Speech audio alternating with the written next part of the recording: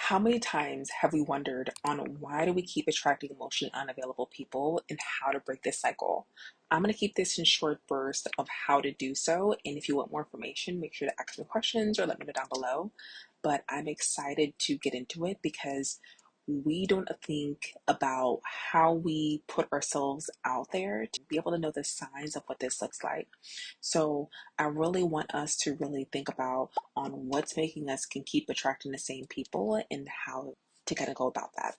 And so welcome. I'm just so excited you're here with me. And if you haven't, seen before, know that I'm here to be able to help you get back to peace every day, especially after toxic or narcissistic relationships from parents, partners, or anyone. And so understand if you're constantly attracting people who won't commit, don't communicate, or make you feel like you're too much for simply wanting consistency, understand you're not alone, but I want to be honest on what if the love you keep chasing is rooted in an old wound. And so I'm Samantha, therapist and authentic relationship expert, and today we're talking about why you keep attracting emotionally unavailable people and how to break the cycle. Because you deserve more than crumbs. You deserve peace, reciprocity, and love that feels safe, and I want that for you. So let's kind of talk about how we're going to do that. And so understand we have to really first talk about on what is emotionally unavailability, because a lot of times we don't even know what that is, but we can feel it. Right? We can feel it within our bodies when someone's not really being there for us. So let's start with what emotional unavailability looks like in real life, because if it's we understand it's not just ghosting or commitment issues, it can be subtle, but you feel it. Like you know by how you feel and how it just has these kind of up and down feelings. A common signs like they're hot and then they're cold. You never know which version of them you're getting.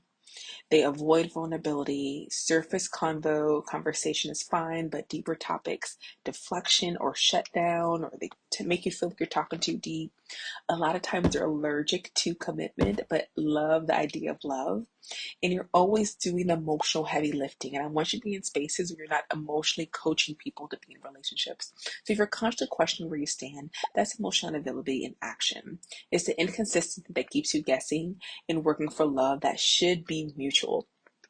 And so now we're going to go into on why you're attracting it and the root cause of why that might be the case. Because honestly, this isn't just about whether people believe in this being broken. It's about being wired to what feels familiar, not what's healthy. And I think we talked a lot about that in the last video. If chaos feels normal, peace feels boring. If you had to earn love growing up, now you try to overextend to prove you're worthy. And this happens quite a bit, trying to prove yourself and believe to earn love, and you simply just have to be. So I used to think that I was just unlucky in love. But when I looked deeper, I realized I was choosing people who just couldn't show up because I was afraid of being fully seen and still not being chosen. And that fear that a lot of us have, it kept me from choosing partners who couldn't see me to begin with, right? They just saw just what you do. And so just understanding when you just allow yourself to reflect on this, I want you to be able to ask yourself, is your attraction based on alignment or familiar pain? And are you trying to fix someone to avoid fixing what's hurting inside? And so a lot of times we're so much with fixing and focusing on somebody else, we don't allow ourselves to see what we're doing. And so understand, I really want you to pause and reflect this, or even pause this video, or what needs to happen for you to be able to just really realize that within yourself. And so a lot of times we need just like somatic awareness, right? Your body knows before your mind catches up.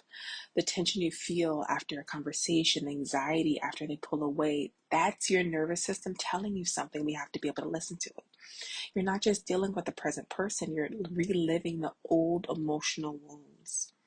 And so healing starts when you stop chasing potential and start choosing peace. It's not about fixing them. It's about freeing you. And I think a lot of times we're so attached to the outcome that we don't really see on just what's present here. And so I really want you to practice also detaching with what's going on, but I'm just going to give you some practical tools as well. First, I want you to step one is be able to recognize the pattern without judgment. So write down the last 2 to 3 people you dated. And I want you to think about what's the common thread. Allow yourself to take some time to write that. And once you to ask yourself, go further, did I feel safe? Did I feel seen in those spaces? And see whatever comes up for you as you write this out. Because now we're going to start allowing yourself to be able to rebuild your emotional safety with yourself.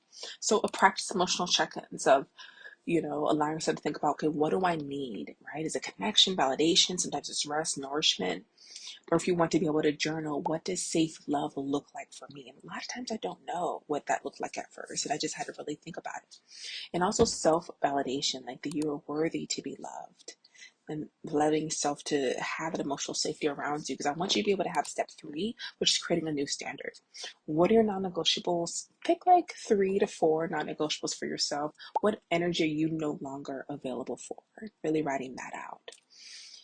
Because I want you to think about, do I feel chosen or am I chasing when you think about the relationship that you're in? And I talked about this quite a bit in my podcast episode of When to Let Go. So check that out. But I want you to be able to understand with emotional availability, you're saying yes to your heal. You're saying no to emotional unavailability.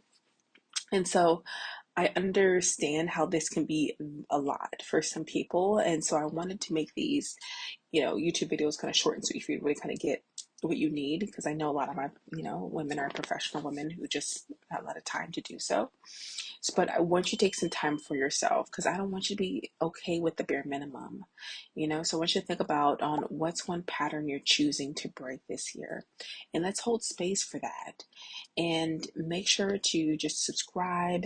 And if you're ready for more, we're going to really talk about self-trust and boundaries and authentic love, because I really want us to really think about on what's making us choose emotionally available partners. See if any of these resonate with you, if you're able to sit there and be able to write notes for yourself to be able to see on what this standard is for you, because I don't want you to be able to miss out on the love that you want, especially the love, authentic love for yourself and what you've shown for other people, your friends, and for future partners as well, and more for your current partner.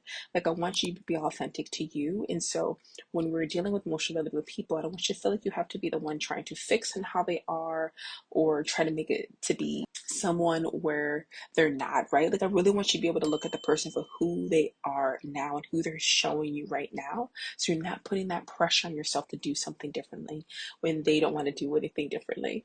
And so healing, understand, is not linear. It is a process when it comes to just showing up for you. And I want you to be able to show up for yourself. So if you have any questions about this in the comments or need a breakdown, make sure to let me know. And so we can be able to tap into that a little bit more. But I'll see you next time.